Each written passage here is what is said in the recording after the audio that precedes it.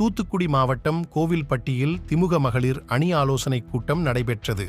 லோக்சபா தேர்தல் தொடர்பாக இந்த ஆலோசனைக் கூட்டம் நடைபெற்றது. இதில் தூத்துக்குடி எம்பி கனிமொழி கலந்து கொண்டு பேசினார். அப்பொழுது கனிமொழி பேசியதாவது: நடைபெறவுள்ள லோக்சபா தேர்தல் மிகவும் முக்கியமான தேர்தல். ஒரு காலகட்டத்தில் சமஸ்கிருதம் படித்தால் மட்டும்தான் மருத்துவராக முடியும் என்ற நிலை இருந்தது. அதையெல்லாம் மாற்றியது திராவிட இயக்கம்.